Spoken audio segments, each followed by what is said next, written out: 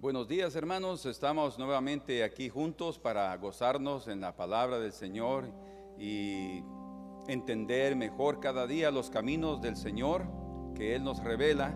Y esta mañana vamos a ver juntos el tema sobre que los últimos serán primero. La filosofía humana es siempre que los primeros son los primeros, pero delante del Señor, aquel que no lleva el camino del sistema de este mundo serán los escogidos para ser los primeros en el reino de Dios y los primeros en su favor y en su gracia. Entonces, preparemos nuestros corazones, porque el Señor ha enviado desde Sión una piedra angular escogida para ser la principal, y ahí nosotros también queremos estar juntamente con esa piedra.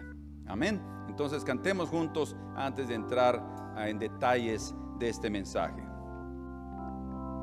Desde Sión enviará un libertador, un libertador, un libertador. Desde Sión enviará un libertador. Pueblo mío, regocíjate en Jehová. Regocíjate en Jehová, regocíjate en Jehová. Pueblo mío, regocíjate en Jehová. Regocíjate en Jehová, regocíjate en Jehová. Pueblo mío, regocíjate en Jehová. Desde Sión enviará un libertador, un libertador, un libertador. Desde Sión enviará un libertador. Pueblo mío, regocíjate en Jehová. Regocíjate en Jehová, regocíjate en Jehová. Pueblo mío, regocíjate en Jehová. Regocíjate en Jehová, regocíjate en Jehová. Pueblo mío, regocíjate en Jehová. Es tiempo de tomar el reino. Levántate, contigo está todo poder y dominio. Son entregados hoy a ti. Alístate, oye la trompeta con corazón para entender. Es tiempo de tomar el reino. Tuya es la tierra, poséela ya. Es tiempo de tomar el reino. Levántate, contigo está todo poder y dominio. Son entregados hoy a ti.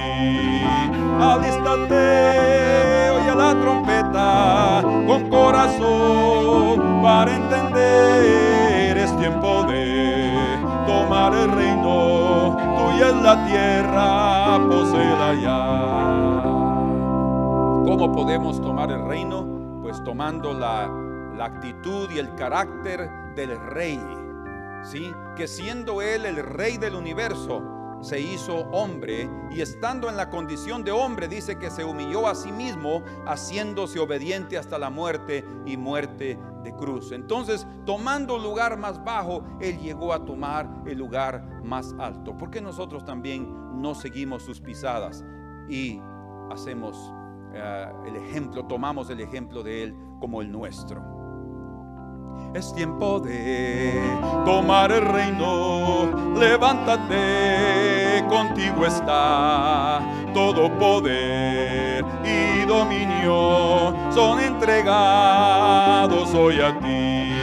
Alístate, oye la trompeta con corazón para entender. Es tiempo de tomar el reino.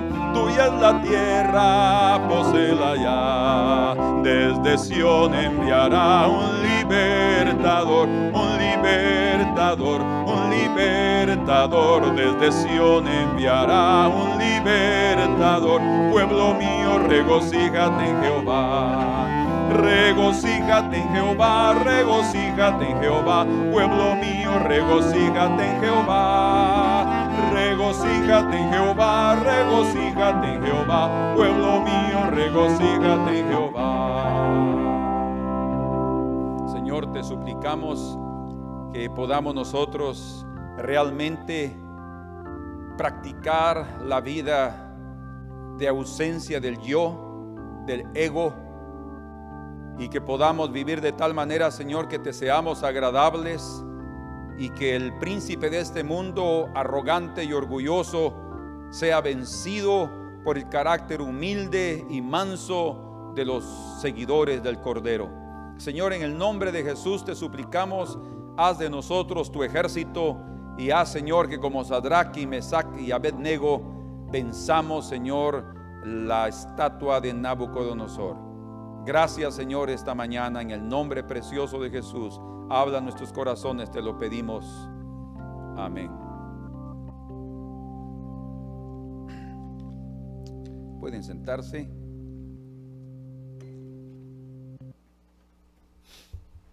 Entonces, nuestro tema de esta mañana es: los últimos serán primero. Y no podemos dejar a un lado mencionar que desde el principio de la humanidad,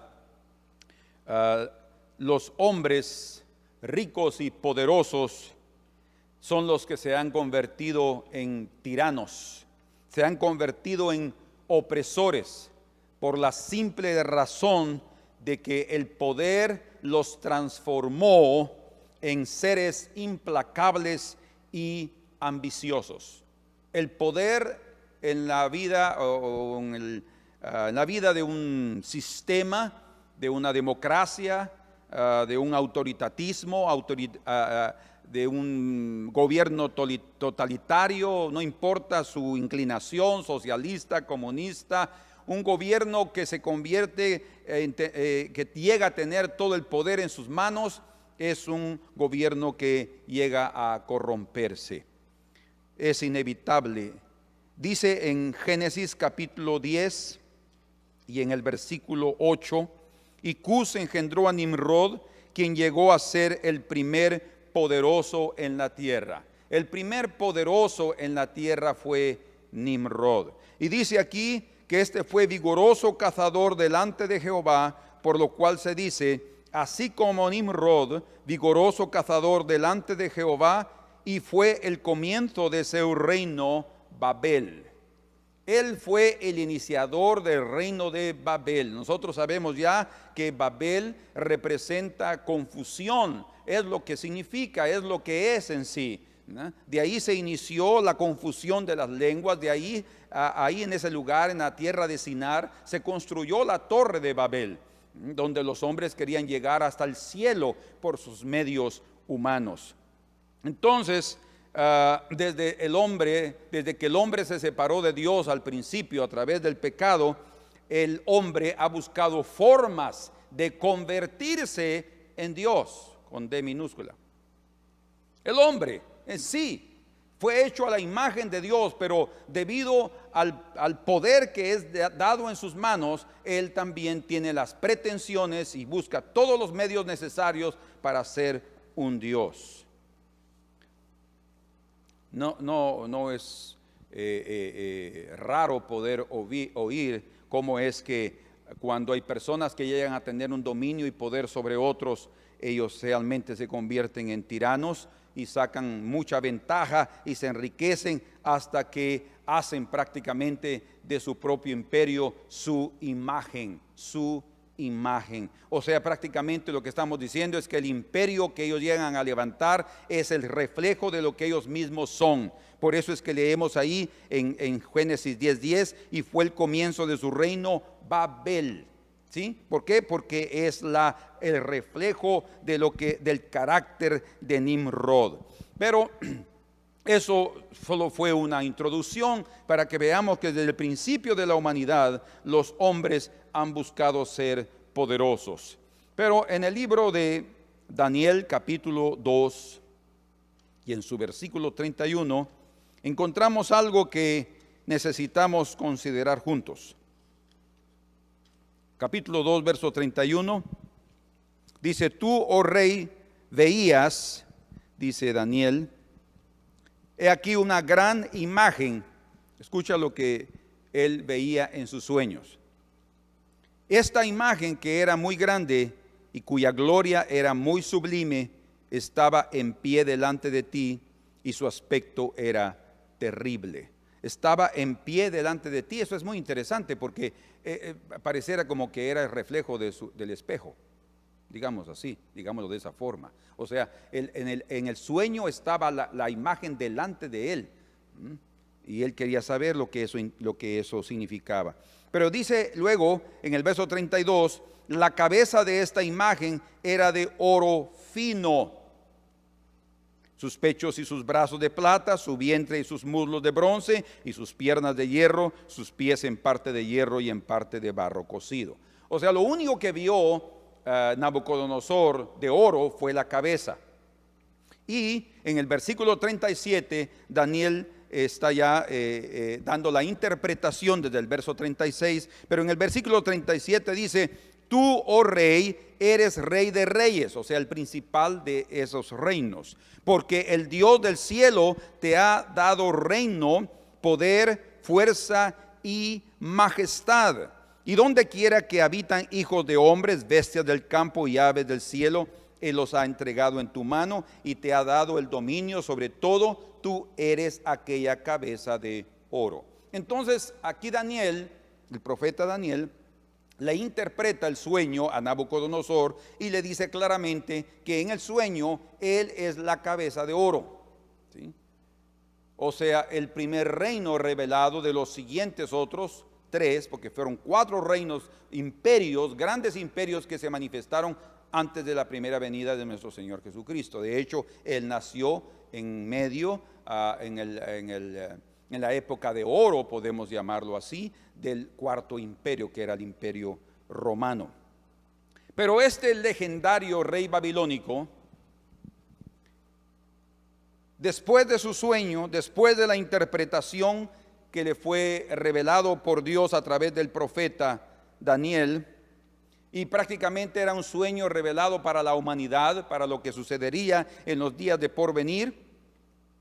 En este sueño, la interpretación del sueño inevitablemente hizo que la codicia del corazón de Nabucodonosor lo inclinara a que él hiciera algo después del sueño. Según las escrituras, él levantó una imagen. O sea, después de que él soñó, él levantó una imagen. Vamos a verlo de aquí a poco en el capítulo 3. Pero, ¿por qué levantó él esa imagen? Porque él quería que la grandeza de su poder y el señorío de su mano, del poder de su mano, fuera permanente y fuera dado a conocer a todos los reinos, y que él prevaleciera sobre los otros imperios. Ahora, yo quiero llamar la atención a ustedes sobre el pensamiento de un historiador político un político británico llamado John Emerich Edward Dugald Acton. Él fue más conocido como Lord Acton en 1887.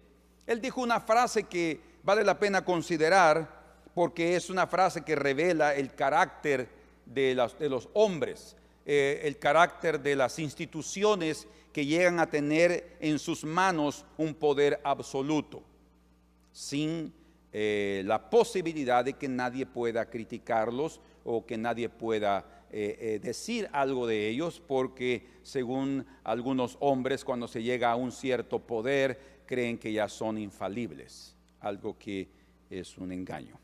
Pero él dijo esta frase: todo poder tiende a corromperse y todo poder absoluto a corromperse absolutamente.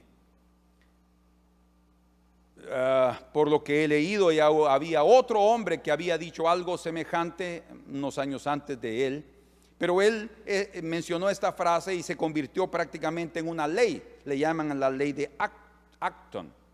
Imagínense, una ley política, una ley de autoridad, una ley que tiene que ver con la revelación, como algunos estudiosos lo reconocen, con la revelación del carácter humano. ¿Cómo es que este hombre podía revelar lo que hay en el corazón humano? Eso se reveló desde el principio con Nimrod. Pero otra vez esta frase se convirtió en una frase famosa, utilizada hasta el día de hoy. y sin duda describe el carácter, el ámbito que las instituciones políticas, instituciones religiosas, militares, hasta patronales, pues, o sea, quiere decir un patrono de una gran empresa, o hasta los propios sindicatos, ya no digamos personas individuales con cierto poder, se convierten. Pero está revelando el carácter, el ambiente, la atmósfera, ¿sí? Cuando ellos tienen el poder para controlar a los demás, en sus corazones ellos se convierten en personas supuestamente infalibles, o sea, sin ningún fallo. Lord Acton, para que tengamos una cierta información, él no era evangélico, él era católico. Es más, él estudió en Alemania, su padre era alemán, su madre era inglesa, y él quería estudiar en Cambridge, en la universidad, en la más famosa universidad en Inglaterra, pero ahí solo aceptaban protestantes, y como él era católico, él tuvo que estudiar en una universidad en Alemania hasta que él se formó. Imagínense, llegó a ser tan bueno que después llegó a ser catedrático en la Universidad de Cambridge. Pero llegó a ser realmente prominente, y este señor, que era católico, él se opuso, siendo católico, se opuso al dogma, porque hay un dogma, una verdad que no puede ser abrogada, de la infalibilidad pontificia. Bueno, él se opuso al dogma de la infalibilidad pontificia en el Vaticano I. Y él intervino, pero sin conseguir que ese dogma no fuera proclamado. O sea, en el Vaticano I se proclamó el dogma otra vez de la infalibilidad pontificia. Él después envió una carta al obispo Mandel Creighton, autor de una monumental historia del papado, porque no era contundente al juzgar la conducta de algunos papas. Y él le escribió de esta forma. Voy a leérselos literalmente, entre comillas está este párrafo que él le escribió a este obispo. Y él dice: no puedo aceptar su doctrina de que no debemos juzgar al Papa o al Rey, como al resto de los hombres, con la presunción favorable de que no hicieron ningún mal. Interesante, ¿verdad? Yo creo que no importa quién sea, el Papa o un rey o un ministro o quién, un presidente, no importa quién sea. Todos somos seres humanos y fallamos, y el hecho de llegar a una cierta altura política o de poder o riqueza, eso no significa que ya es infalible. Y yo concuerdo con lo que este hombre dice. Pero dice, si hay alguna presunción es contra los ostentadores del poder, incrementándose a la medida que lo hace el poder. O sea, mientras más poder, más infalibilidad supuestamente. La responsabilidad histórica tiene que se completar con la búsqueda de la responsabilidad legal, él escribió. Todo poder tiende a corromperse y el poder absoluto a corromperse absolutamente. ¿Qué frase? Los grandes hombres, dice él, son casi siempre hombres malos. Imagínense qué regla. Incluso cuando ejercen influencia y no autoridad. O sea, a veces no se necesita tener una autoridad, sino simplemente la influencia de alguien ya es suficiente. Más aún cuando sancionan la tendencia o la certeza de la corrupción con la autoridad. O sea, cuando ya se impone algo que ellos creen que es la verdad, ahí la situación se convierte en más difícil todavía. Bueno, dejando a un lado los comentarios de este historiador político, que realmente es hasta el día de hoy reconocido y considerado para analizar, algunos creen que esas frases famosas, sí podemos, tal vez ustedes la han oído en portugués o en español, y hasta se llegó a ser famosa en inglés. Creen que esa frase famosa llevó a Barack Obama al gobierno de los Estados Unidos. Sí podemos. Sí podemos, sí, está bien, sí pueden, pero ¿qué de los errores? ¿Qué de los problemas? ¿Qué de los grandes pecados que se cometen y se ignoran? ¿Por qué? Porque no estamos dispuestos a ser criticados, a ser censurados. Creo que hablar infamias es incorrecto. Hablar lo que no es la verdad es incorrecto. Pero ser criticado y que nos vean ciertas cosas que nosotros no conseguimos ver, creo que es necesario. Nabucodonosor se corrompió debido al poder y al dominio que fue colocado en sus manos. Sin duda, cuando Dios le reveló aquel sueño, le dio a entender lo que él haría. Le dio a entender que Dios le estaba dando poder, porque es Dios el que pone y quita reyes. Él le dio el poder a Nabucodonosor, pero en Nabucodonosor estaba el cuidado y la responsabilidad de no permitir que el poder lo desviara. Y ahí está el problema en nosotros como seres humanos. Pero como evidencia de su propio desvío, él construyó una estatua de 30 metros de altura por 3 metros de largura. O sea, para que tengan una idea, ustedes que conocen la Torre del Reformador en la capital, la Torre del Reformador tiene 72 metros de altura. Digamos la mitad, más o menos, la mitad de esa torre era el tamaño de la estatua que Nabucodonosor construyó. Era una estatua grande, sin duda, muy grande. Pero dice aquí en el libro de Daniel capítulo 3 y versículo 1, dice, y el rey Nabucodonosor hizo una estatua de oro cuya altura, ahora pongan atención porque aquí está diciendo que hizo una estatua o construyó una estatua de oro. El Señor le había dicho que él era la cabeza de esa estatua o de esa imagen, pero él hizo una estatua y que él era la cabeza de oro. Él hizo la estatua toda de oro, imagínense. O sea, él no respetó la revelación divina, él no se alineó a lo que Dios le había revelado. Él podría haber hecho esa estatua, pero no, lo que él estaba dando a entender es que él seguiría siendo rey y él era rey de reyes y él iba a estar sobre los que estaban abajo y los más abajo y los de más abajo. Otra vez, ¿qué es lo que hay en nuestro corazón? Tenemos que tener cuidado porque otra vez nuestro tema es: los últimos serán primero. Cuando estamos buscando ser los primeros porque queremos ser los primeros, no importa el fin justifica los medios, no importa a quién me lleve, a quién pase golpeando, pero yo voy a llegar ahí. Ya está revelando cuál será también nuestro propio fin. El rey Nabucodonosor hizo una estatua de oro cuya altura era de 60 codos y su anchura de 6 codos. La levantó en el campo de Dura, en la provincia de Babilonia. En el campo de Dura era una plaza, una llamada también así como una fortaleza o una plaza fuerte, llamada así. Era un lugar prominente en el reino donde todos podían verla. La intención de él es que todos miraran su imagen. No era la imagen de los 4 reinos, era la imagen de él.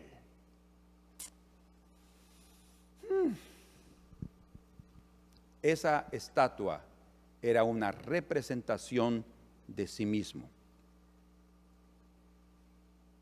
Una manifestación, podemos decirlo así, de su egolatría. Una manifestación de su idolatría, una manifestación de la soberbia de su corazón. Como diciendo: yo soy el mayor de todos los reyes y mi reino es el mayor de todos los reinos, que nunca será derribado por nadie. Sin embargo, si ustedes se recuerdan, en el sueño dice que el Señor también le mostró a Daniel que una piedra pequeña, no cortada por manos de hombres, dice que ella llegó e hirió a la estatua en la parte más débil de la estatua, en sus pies, ¿verdad? Que estaba mezclado entre barro y hierro, y ahí la estatua fue totalmente destruida.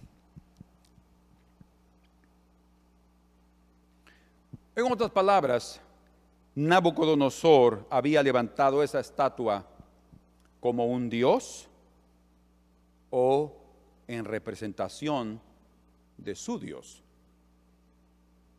Hay algo interesante en relación a eso, porque cuando leemos en el capítulo 3 de Daniel y en el versículo 28 únicamente, dice ahí: entonces Nabucodonosor dijo, bendito sea el Dios después de que ya Sadrach y Mesach y Abednego fueron librados del horno de fuego donde ellos fueron introducidos por no obedecer a inclinarse a esa estatua. Dice él, entonces Nabucodonosor dijo, bendito sea el Dios de ellos, de Sadrach, Mesach y Abednego, que envió su ángel y libró a sus siervos que confiaron en él y que no cumplieron el edicto del rey, y escuchen, y entregaron sus cuerpos antes que servir y adorar otro Dios que su Dios.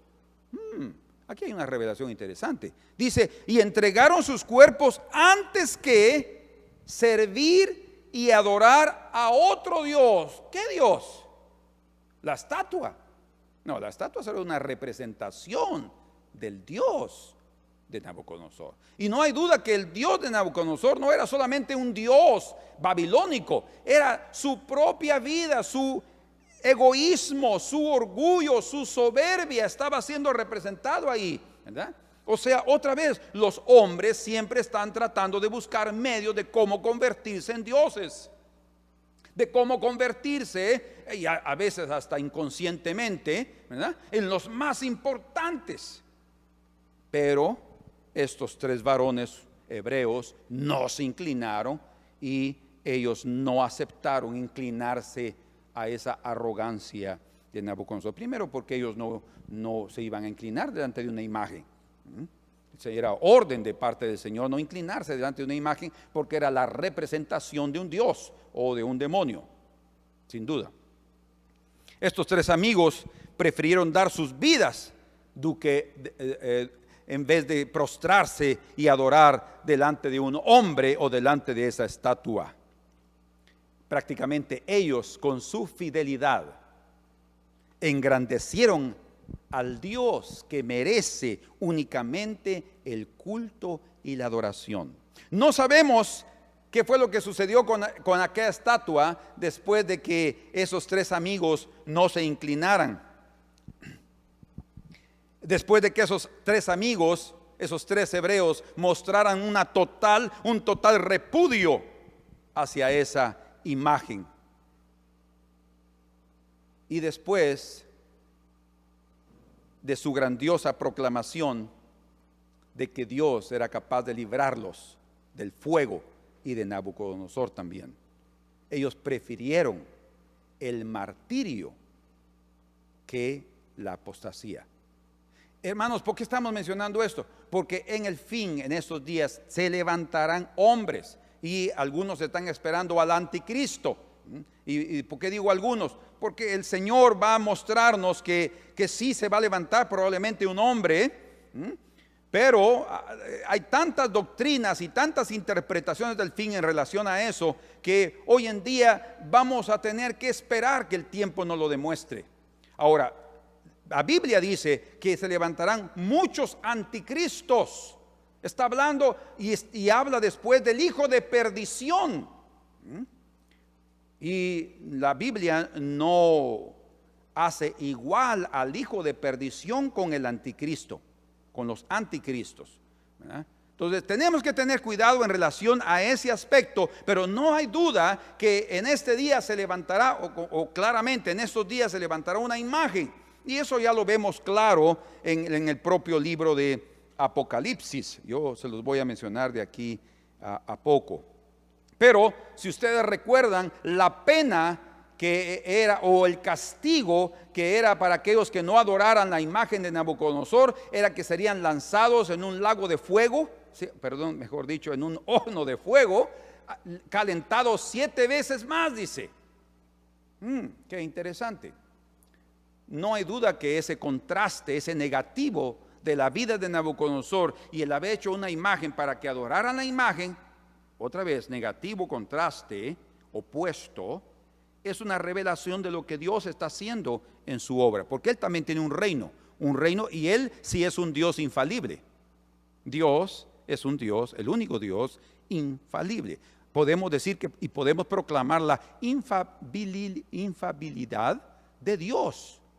Eso sí, Dios es infalible. Él no falla, Él no erra, Él no comete errores, Él es perfecto. Él sí podría hacer su imagen, pero no ha hecho ninguna imagen.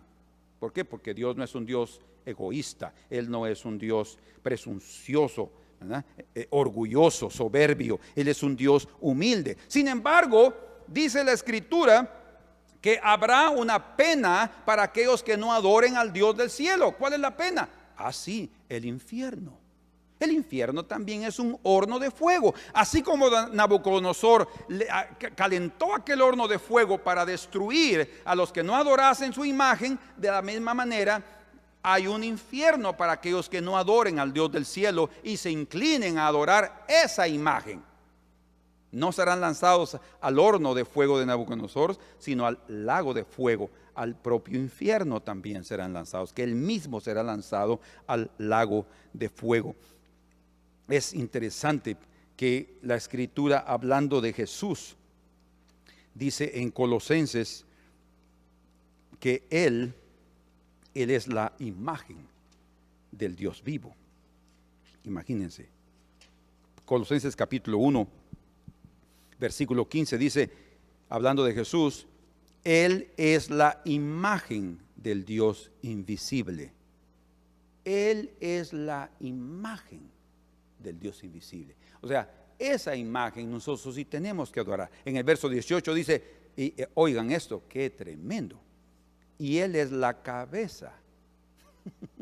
Nabucodonosor era la cabeza de aquella imagen. Cristo es la cabeza de otra imagen, la imagen de Dios. Y el cuerpo es la iglesia. O sea, nosotros, la iglesia, juntamente con la cabeza, vamos a gobernar. Somos parte del imperio de Cristo Jesús. Dice también aquí en Colosenses capítulo 2, verso 9, porque en Él, en Cristo, habita corporalmente toda la plenitud de la deidad. O sea, Dios sí mostró una imagen, la imagen de Jesucristo, el infalible también. Sin duda, Jesucristo fue infalible en todo, porque Él es la manifestación del Dios vivo, del Dios invisible. Él es la palabra, el logos, el verbo de Dios hecho carne. No hay error alguno. Sin embargo, a pesar de su perfección, Él nunca estuvo tratando de buscar que lo adoraran, ni estuvo diciendo yo soy, yo soy, yo soy, yo soy. Dice que Él lo ocultaba. Imagínense qué corazón contrario al de Nabucodonosor, que trataba de dar publicidad a su imagen y obligar a que todos lo adoraran. Ahora sí, los que no crean en Jesucristo, los que no adoren la imagen de Dios, que es Jesucristo, ellos sí serán lanzados, al igual que con Nabucodonosor, al infierno y después al lago de fuego. Pero dice la Escritura que esa estatua fue herida por los últimos. ¿Cómo así por los últimos? Bueno, podemos decir entonces que en ese sueño que el Señor le dio a Nabucodonosor, y que esa estatua fue herida en los pies y hecha pedazos por una piedra cortada, podemos decir también que esos tres varones, Sadrach, Mesach y Abednego, ellos fueron los representantes de esa piedra que en sus días destruyeron aquella imagen.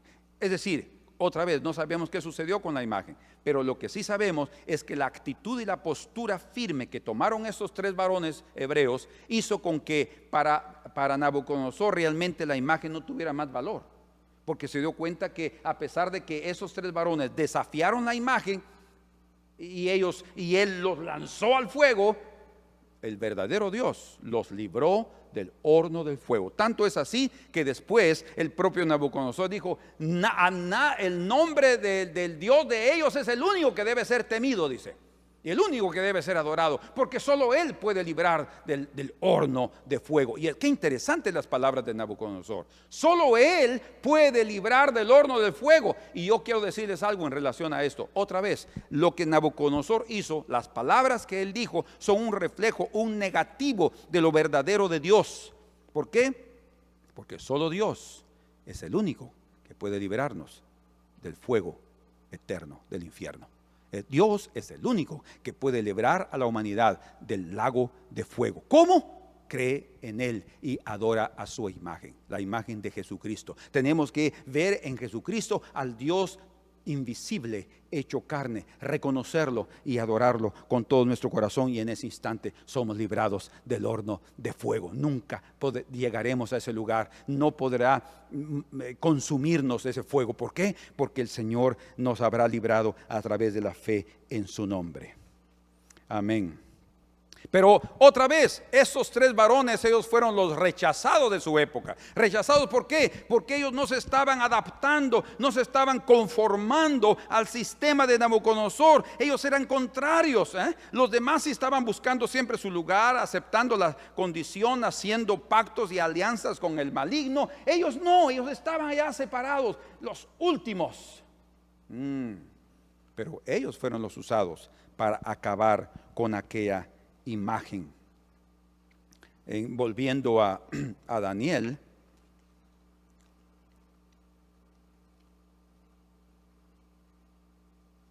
capítulo 3.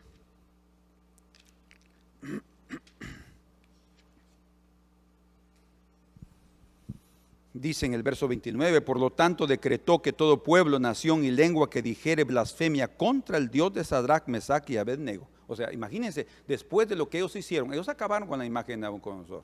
Ellos acabaron. Porque para Nabucodonosor, que también estaba engañado, lo más importante ahora era esa imagen y de su Dios. Pero no fue así. Todo eso fue destruido. Sea descuartizado y su casa convertida en muladar, por cuanto no hay Dios que pueda librar como este. Y entonces engrandeció a Sadrach, Mesach y Abednego en la provincia de Babilonia. Imagínense, aquellos rechazados, aquellos que no estaban siendo considerados, después de haber puesto una actitud firme, una actitud fiel a su Dios, ellos destruyeron la imagen, destruyeron el propósito de Nabucodonosor, su infalibilidad. ¿Y qué sucedió? Ellos fueron después levantados para sentarse entre los príncipes. Por eso es que los últimos serán primeros. El mensaje de Jesucristo, cuando Él dijo, porque los últimos serán primeros, eso no es algo nuevo, es algo que el Señor ha mostrado desde el principio. Bien dice la Escritura, hablando de la oración de Ana, en 1 de Samuel, déjenme leérselos rápidamente. Dice: no multipliquéis palabras de grandeza y altanería. 1 Samuel capítulo 2 verso 3: cesen las palabras arrogantes de vuestra boca, porque el Dios de todo saber es Jehová, y a Él toca el pesar las acciones. Los arcos de los fuertes fueron quebrados, y los débiles se ciñeron de poder. Los débiles son los últimos. Los débiles se ciñeron de poder, no los altaneros.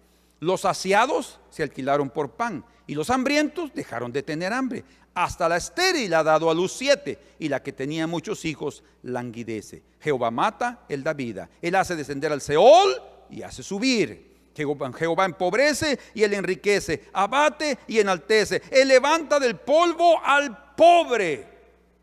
Otra vez, ¿quién es el pobre? Son los últimos, son los rechazados. Los humildes son los menospreciados de este mundo. Pero a esos, dice 1 Corintios también, a esos, lo vil de este mundo, lo que el mundo rechaza, a esos ha escogido Dios para engrandecerlos y reinar sobre este mundo.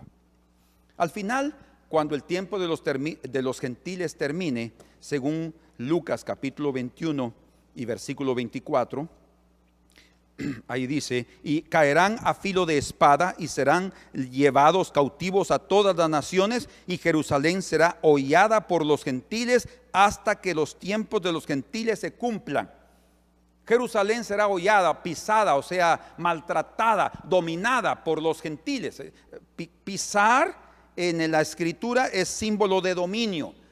Cuando Josué y otros reyes conquistaban a otros, les ponían sus pies sobre sus cuellos.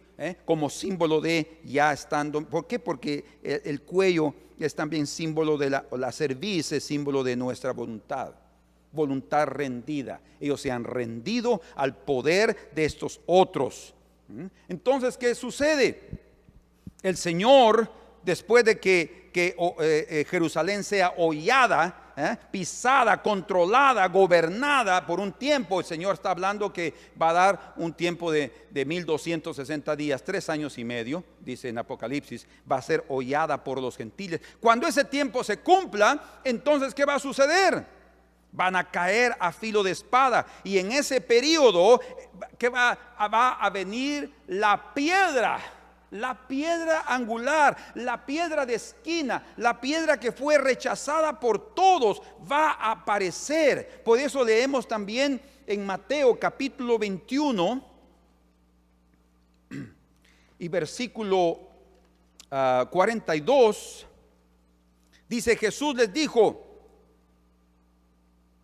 bueno, hablando, él está en este momentito hablando de los labradores malvados que no estuvieron dispuestos a recibir al dueño de la viña, al de la tierra. Dice: y tomándole le echaron fuera de la viña y le mataron.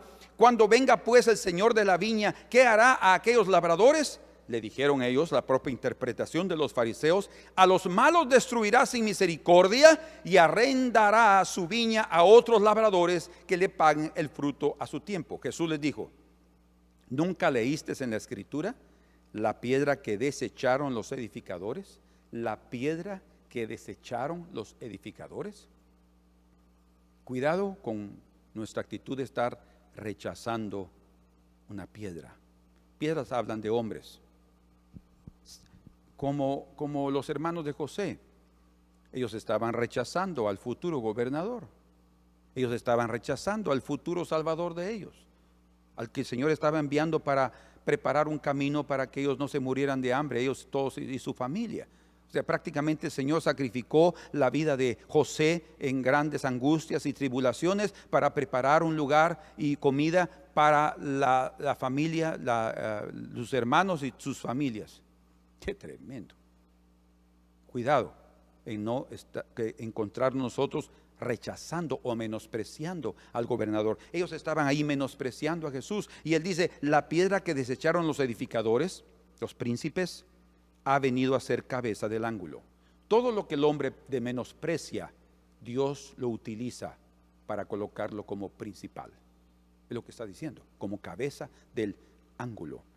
El Señor ha hecho esto, y es el mover de Dios, es el estilo de Dios. Dios exalta a los humildes, como Ana descubrió, y es cosa maravillosa a nuestros ojos, dice. Qué tremendo. Por tanto digo que el reino de Dios será quitado de vosotros y será dado a gente que produzca los frutos de él. Bueno, cuando Pedro está predicando uno de sus discursos, él dice en Hechos capítulo 4 y verso 10: sea conocido de vosotros todos y de todo el pueblo de Israel que en el nombre de Jesucristo, está hablando después de por qué razón estaba curado aquel cojo de la puerta de la Hermosa, y dice: en el nombre de Jesucristo el Nazareno, aquel a quien vosotros crucificasteis y a quien Dios resucitó de los muertos, en nombre de él es que éste está sano delante de ustedes. Este cojo está sano delante de ustedes por el nombre de aquel que ustedes rechazaron. Los edificadores habían rechazado a Jesús de Nazaret. Y luego Pedro dice algo interesante: él, Jesús, es la piedra que fue rechazada por vosotros. Ahora imagínense, Jesús, la imagen visible del Dios invisible, Dios hecho carne, la imagen que todo ser humano es la única que deben adorar. Está hablando de la representación humana de Dios en Jesús. Fue rechazada. Eso significa que cuando Él se manifestó, Él se reveló de tal manera que todos menospreciaran su apariencia. No está hablando solo de su apariencia física, hasta su forma de hablar. Sí, hablaba con autoridad, pero era un hombre humilde. No era un hombre pretencioso. No estaba hablando de sus grandezas. Él podría haber dicho: adórenme todos sin ninguna jactancia, porque Él era Dios. Pero no lo hizo, todo lo contrario. Aquellos lo rechazaban, no les decía nada. Solo a gente humilde Él podía revelarse, a gente pecadora que realmente Él podía ver en sus corazones una necesidad urgente de salvación, lo hizo, como la samaritana. Ella le dijo, Señor, ¿quién es para que yo crea? Y Él le dice, soy yo. Una de las revelaciones tan claras de él ser el Mesías, lo dijo a la samaritana. Entonces, Él sí lo hizo también delante de los sacerdotes cuando lo obligaron y le conjuraron diciendo, dinos quién eres. Y Él les dijo, bueno, ya lo dije, pero ahí va otra vez, pues yo soy el Cristo. Lo mataron. En lugar de humillarse, lo mataron. ¿Por qué? Porque otra vez su revelación estaba en contra de su estatus. Si ellos lo reconocían, tendrían que rendir todo delante de Él y no estaban dispuestos. Otra vez, aquel que quiera ser el primero será el último, pero aquel que sea el último va a llegar a ser el primero. Y Él dice aquí, Pedro, en el versículo 12, y en ningún otro hay salvación, porque también debajo del cielo ningún otro nombre hay dado a los hombres por el cual podemos ser salvos, solo por el nombre de Jesús. Entonces Jesús es la piedra angular, la piedra de esquina, escuchen, que hirió el sistema mundial en su nacimiento. Por eso dice que Gálatas 4:4, en el cumplimiento del tiempo Dios envió a su Hijo, nacido de mujer y bajo la ley. Cuando Él vino, Él nació en la época del cuarto imperio. No hay duda que en su nacimiento Él hirió esa imagen. ¿Qué está diciendo? Los 4 imperios antes, ya hemos estudiado eso juntos, los 4 imperios antes de su venida fueron destruidos. O sea, esos 4 imperios forman parte de un solo imperio. Ese es el imperio humano, el imperio de Satanás. Porque Satanás usa hombres también. Él es un Dios, el Dios de este siglo es llamado, un ángel invisible para los hombres, pero él también tiene sus representantes, sus reyes en esta tierra, reyes del mundo, reyes de un sistema, del sistema carnal y diabólico. Fue ese imperio que el Señor destruyó a través de su muerte. En la cruz, dice la Escritura, Él despojó a los principados y a las potestades. Imagínense, el Dios que es la imagen del Dios invisible, el Dios todopoderoso, infalible, Él destruyó al imperio de este mundo a través de un acto que aparentemente era un acto de total derrota. En la cruz, si eres hijo de Dios, desciende de ahí, sálvate a ti mismo, muéstranos que lo eres y creeremos en ti. Los últimos serán primeros. Por eso el Señor voluntariamente decidió morir ahí en esa cruz para destruir esa imagen. Y esa obra Él la va a concluir en estos días finales. O sea, como ya hemos visto, hay 4 imperios antes de su venida y otros 4 imperios principales antes de su segunda venida. Entonces, esos otros 4 imperios, que también representan prácticamente todo el sistema del mundo de Satanás, va a ser destruido a través de la piedra angular que va a aparecer y que les va a dar en los pies y va a destruir y la va a hacer en pedazos, en polvo, esa imagen. Cristo es el último, el menor de todos. Él dice, yo soy el primero, yo soy el último, alfa y la omega, el principio y el fin. Entonces, él es ambas cosas, pero nadie puede llegar a ser primero si no es último. Tiene que tener en su propia naturaleza esa característica. Él fue el ser que tomó el lugar más bajo, porque voluntariamente se hizo esclavo, siendo hombre. Dice que se humilló a sí mismo, haciéndose obediente hasta la muerte. Pero dice, se hizo esclavo, siervo. Él aceptó la cruz. ¿Qué es la cruz? Es un símbolo de vergüenza, de oprobio, de derrota aparente. Pero fue ese el medio usado por Dios para levantarlo hasta allá arriba, como dice Efesios, lo levantó hasta lo sumo y le dio un nombre que es sobre todo nombre, para que en el nombre de Jesús se doble toda rodilla en el cielo, en la tierra y debajo de la tierra. Entonces Jesucristo es el indicado para destruir esa imagen. Es interesante, quiero mostrarles algo aquí, avanzando un poco más. Cuando ustedes leen el libro de Apocalipsis, en el capítulo 13 del libro de Apocalipsis aparecen las dos bestias.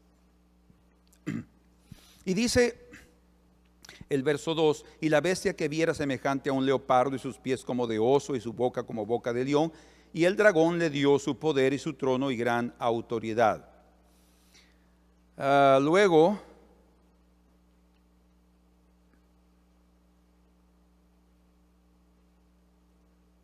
vamos a ver aquí.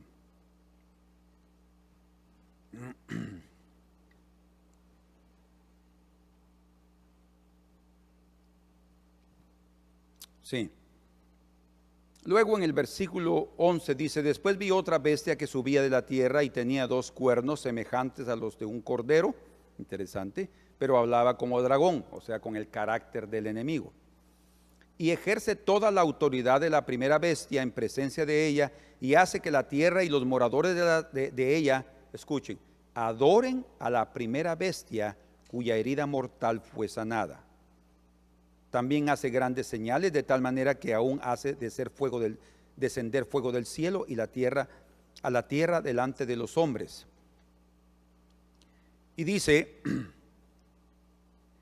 14, y engaña a los moradores de la tierra con las señales que le ha permitido hacer en presencia de la bestia, mandando a los moradores de la tierra que le hagan imagen a la bestia, que tiene la herida de espada y vivió.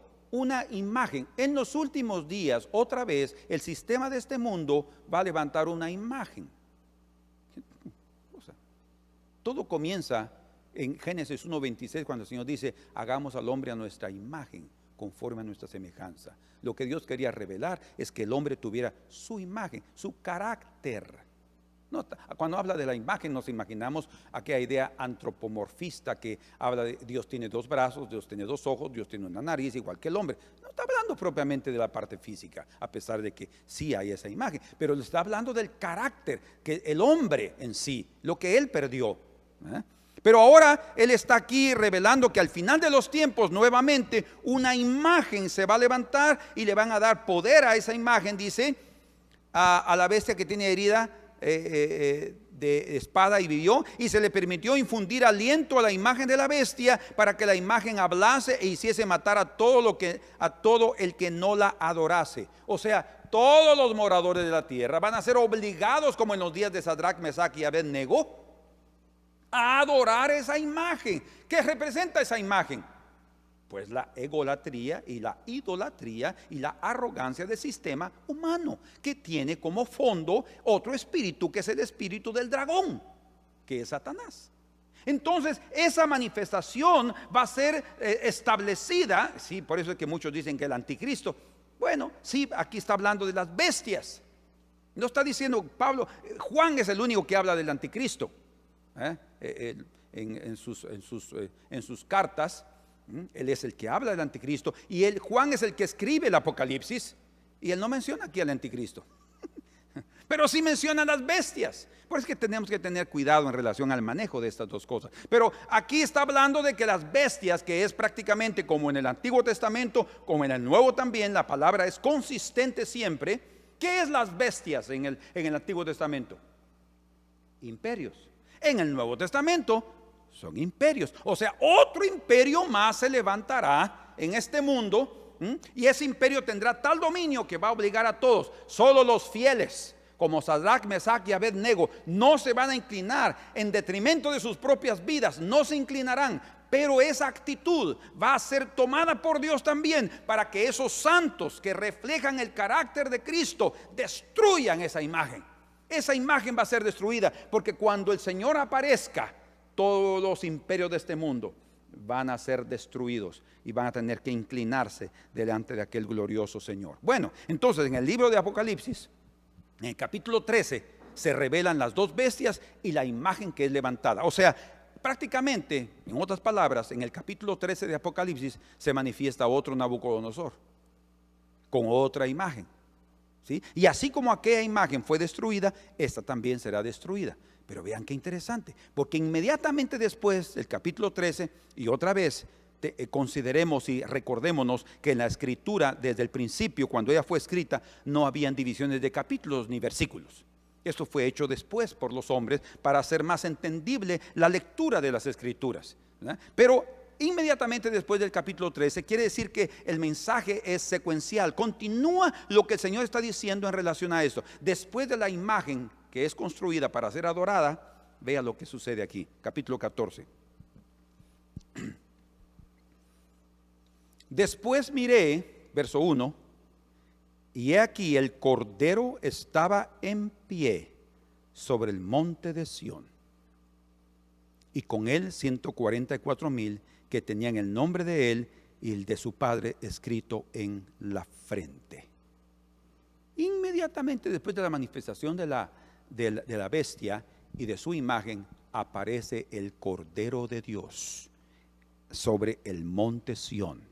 Sión es la iglesia, dice Sión es el cuerpo de Cristo, según la escritura. Cristo es la cabeza, la piedra angular que fue rechazada, pero que fue hecha piedra de esquina, piedra principal, la cabeza de oro. Él es el único Dios que debe ser adorado en esta tierra. Él es el que va a destruir esa imagen. Por eso es que cuando Él venga, capítulo 19 de Apocalipsis, Él viene y todos son rendidos delante de Él por la espada que sale de su boca, que es su palabra. Entonces dice en 1 de Pedro capítulo 2 verso 6: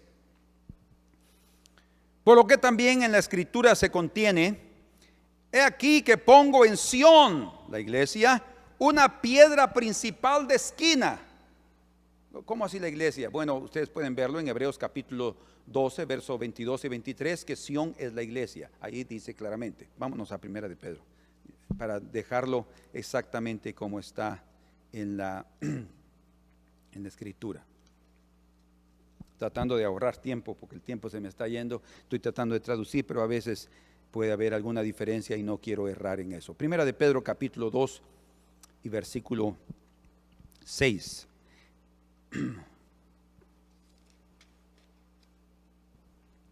Y por lo cual también contiene la escritura: he aquí pongo en Sión la principal piedra del ángulo, escogida, preciosa, y el que creyere en él. ¿Están percibiendo que dice, está hablando de una piedra, pero luego dice, y el que creyere en él?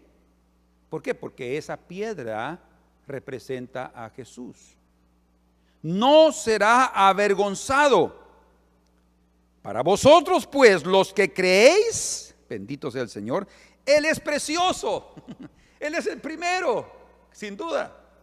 Pero para los que no creen, la piedra, que de antes del Señor es la primera, pero de antes de los hombres la última, que los edificadores desecharon, ha venido a ser la cabeza del ángulo. Vean qué tremendo. Aquí es un misterio, porque en cuanto ella es primera, para otros es rechazada, pero aquí dice, piedra de tropiezo y roca que hace caer. El que no cree ya está colocando tropiezo delante de sus pies. El que no cree, prácticamente como dice Juan capítulo 3, ya ha sido condenado, porque no ha creído en el nombre del unigénito Hijo de Dios. Por eso es que no debemos de... yo he leído un poco sobre los vikingos. Me llama mucho la atención esa cultura de los vikingos, de los escandinavos, todo lo que es Dinamarca, Noruega, Finlandia, Suecia, todo eso parte por ahí, Islandia, todos ellos eran el territorio de los vikingos.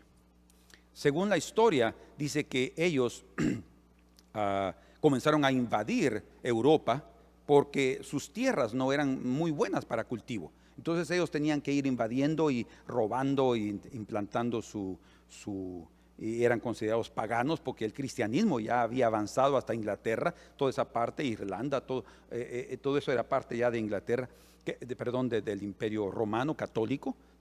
¿Y saben qué hacían ellos? Lo primero que fueron a atacar fue un convento católico y comenzaron a destruir y a menospreciar a ese Dios que estaba ahí crucificado. Blasfemias sucedieron en esas épocas de las invasiones vikingas en los territorios católicos. Obviamente ellos no fueron capaces de defenderse y los otros eran fuertes parecían fieras, salvajes, destruyendo y menospreciando. ¿Saben por qué? Porque ellos decían: ese es vuestro Dios, ahí muerto en una cruz. ¡Qué menosprecio! Sí, realmente. Y imagínense cuántos años después Dios sabía que el Cristo sería menospreciado por haber muerto en una cruz. Obviamente la mayoría no puede creer que también Él resucitó al tercer día, ¿verdad?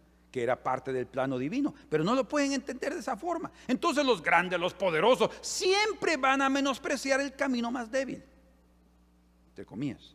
Pero dice, debido a no creer, se convertirá en piedra de tropiezo y roca de escándalo, porque tropiezan en la palabra, siendo desobedientes, a lo cual fueron también destinados. ¿Por qué? Por la falta de fe. No porque el Señor los haya destinado a eso, sino aquellos que no creen, prácticamente ya fueron condenados. La fe es la puerta para entrar a la salvación que el Señor nos ha dado. Jesús, el rechazado y menospreciado, el herido por los hombres, el abatido por nuestra culpa, que nunca buscó reconocimiento de los líderes. Imagínense, teniendo la palabra que Él tenía, teniendo la unción que Él tenía, el poder para curar a los enfermos, Él podría haber llegado, y Él lo hacía en el templo, pero podría haber llegado con los líderes, con los sacerdotes, y haberles demostrado su poder. Pero no. Él dice ahí en Mateo capítulo 11, creo que es verso 25, Él dice: Padre bendito, alabo tu nombre, dice, porque has escondido estas cosas de los sabios y entendidos y las has revelado a los niños. ¿Quiénes son los niños? Los últimos, los pequeños, los menores. Él podría haber llegado y comenzado, mostrado su poder como ellos querían. Danos una señal. O sea, ya no les será dada, sino la señal del profeta Jonás, o sea, otra vez, la muerte. Si ustedes no están dispuestos a creer en lo más bajo, en la humillación, en el oprobio, que el Dios de los cielos va a pasar por amor a ustedes, no les doy nada. La única señal que les doy es la señal del profeta Jonás. Él podría haber estado ahí y podrían haberle dado el templo. Y es lo que al final va a ser el hijo de perdición. Dice que va a sentarse en el templo de Dios haciéndose pasar como Dios. Ni siquiera él lo hizo así. Él podría llevar ese. ¿Saben por qué no lo hizo? Primero, porque ese templo físico natural no era el templo que él estaba buscando. Además, él no era sacerdote, sumo sacerdote de ese templo, sino del verdadero que está allá arriba en los cielos. Por eso es que nunca buscó la aprobación o el aplauso de los líderes humanos. Él llegaba ahí, pero cuando llegaba y hacía algo, los echaban. Y no puedes sanar en día de sábado, ni puedes hacer esto. Siempre fue menospreciado. Gracias a Dios que Él fue así, porque Él nos dio la gran enseñanza de los últimos serán primeros. Él no buscó aprobación de ningún hombre, sino únicamente de Dios su Padre, de quien todos nosotros debemos buscar aprobación. Él es el instrumento usado por Dios para destruir el sistema arrogante de los tiranos y poderosos de este mundo. Si alguien merece todo honor y gloria en cualquier victoria de nuestra vida, es el Señor. O sea, si algo hacemos que surge bien y nos va bien y comenzamos a crecer y todo, reconozcamos que es el Señor, ¿sí? Es siendo últimos que seremos primeros. Es difícil en la lógica humana tratar de entender esa cuestión. Es una cuestión de carácter, es algo que tiene que vivirse, sentirse e identificarnos con Él, vivir de la forma como Él vivió. Por eso Pedro dice que debemos de seguir sus pisadas. Y saben, ese versículo está relacionado inmediatamente después de cuando el Señor dice que Él sufrió para darnos ejemplo. Así dice, sufrió para darnos ejemplo. Entonces debemos seguir sus pisadas. ¿Pisadas de qué? Las pisadas que nos llevan al Calvario. Quisiera terminar con esta lectura. Ya el tiempo se nos fue, pero vamos con el contenido que yo quería compartir con ustedes esta mañana. Hay una batalla muy famosa, tal vez no para todos, pero a los que les gusta la historia pueden tener idea de esa historia, de esa batalla. Es la batalla de Agincourt, que fue trabada entre entre los ingleses y los franceses. En esa batalla el ejército del rey inglés Enrique V contaba únicamente con 6,000 soldados que estaban exhaustos y aún estaban en tierra enemiga, o sea, estaban en el territorio francés, en la región francesa de Pays de Calais. El bloco, el ejército francés, era mucho mayor que el ejército inglés. Ellos estaban entre 20 a 30,000 soldados, tenían en ese momento. O sea, la batalla se estaba inclinando para que los franceses la ganaran. Pero, escuchen, ese día llovió tan fuerte esa noche, el día 25 de octubre de 1415, y Enrique supo usar el terreno lleno de lodo y el bosque alrededor de donde ellos estaban a su favor. Después de la batalla, porque Enrique V con su ejército de 6,000 soldados ganaron la batalla, se dice que este rey estaba pensando que la victoria, porque había sido algo extraordinario, la victoria traería grandes honores para él y sus soldados. Oigan lo que él hizo. Y queriendo reconocer la providencia divina, que sin duda ahí sucedió, en la batalla, ordenó que el capelán, o sea, un pastor que había ahí, protestante, diera lectura a un salmo de David. A ver, léenos un salmo antes de hacer algo que no debemos hacer. Y entonces, según la historia, dice que el capelán leyó el Salmo 115 en su versículo número 1. Salmo 115 y versículo número 1. Leámoslo exactamente como dice ahí, sin traducciones. No a nosotros, oh Jehová, no a nosotros, sino a tu nombre da gloria por tu misericordia, por tu verdad. Yo, después de haber leído esa historia, yo me quedé alegre y quedé sorprendido cómo el capelán tenía exactamente ese versículo en su cabeza, porque le pidió y él debe haberse recordado, definitivamente leía las escrituras y conocía los salmos, porque no es una cuestión solo de decir, sí, voy a leer, ¿verdad? Porque él podría haber querido también agradar al rey y haber leído un salmo que dijera, oh, el rey es poderoso, en el ungido, ¿eh? No, pero él no le dio ningún halago ni al rey Enrique V ni a sus soldados, sino no a nosotros, oh Jehová, no a nosotros, porque todos estaban reconociendo que fue un milagro, sino a tu nombre da gloria.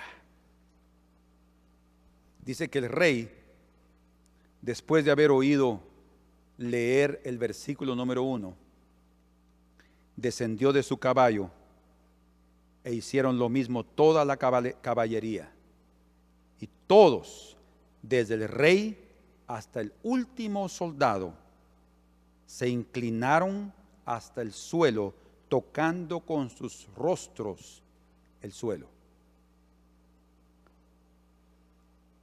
reconociendo que la victoria el Señor se les había dado, porque ellos eran débiles comparado con el ejército francés. Delante de esa obra tan grande de nuestro Señor Jesucristo, de la obra que Él hizo por nosotros, al salvarnos y rescatarnos del horno de fuego, ¿ya se recuerdan? Del infierno, y trasladarnos al reino de su amado Hijo, al reino de luz. ¿No deberíamos nosotros también postrarnos delante de nuestros rostros hasta el suelo y darle la gloria de la victoria a Él? Que fuimos salvos y sentimos el perdón de nuestros pecados y la seguridad de entrar a los cielos solo por el sacrificio, entre comillas, solo, tan grande que Él hizo. Yo creo que cada uno de nosotros también podemos decir: no a nosotros, oh Jehová, no a nosotros, sino a tu nombre da gloria. Que podamos esta mañana, hermanos, decir también, como dice la Escritura en el Salmo 148 y el versículo 13: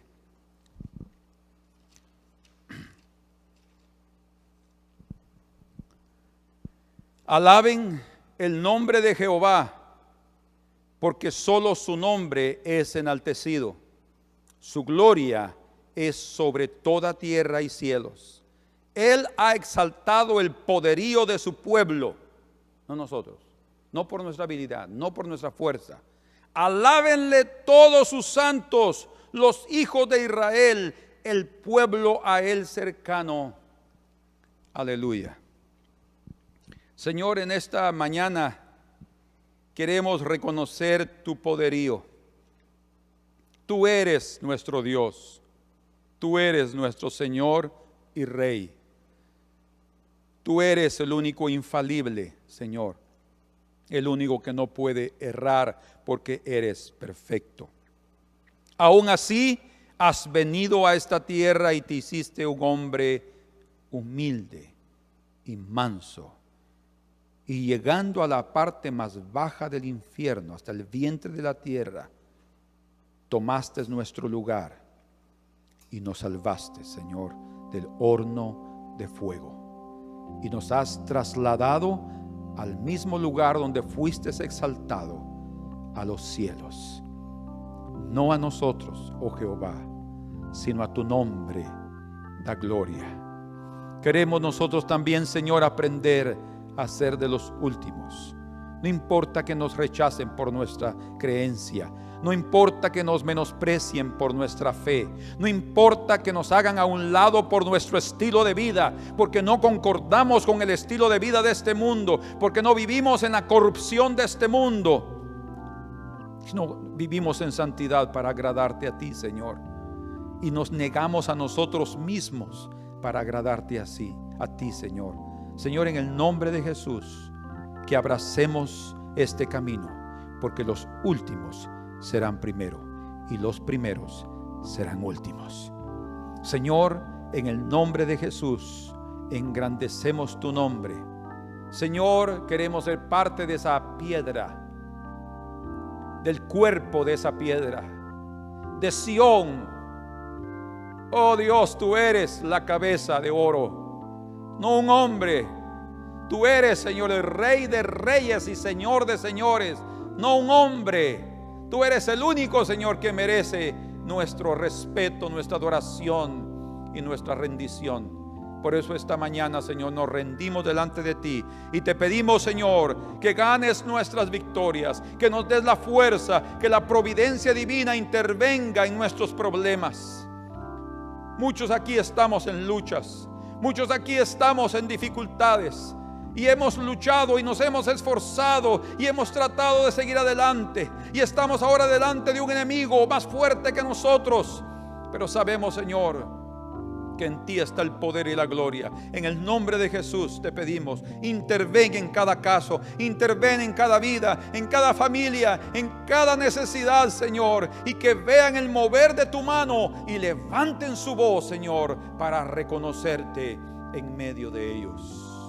Gracias, Señor, en esta mañana. Te bendecimos, Señor, y te glorificamos. Aleluya. Desde Sión enviará un libertador, un libertador, un libertador. Desde Sión enviará un libertador. Pueblo mío, regocíjate en Jehová. Regocíjate en Jehová, regocíjate en Jehová. Pueblo mío, regocíjate en Jehová.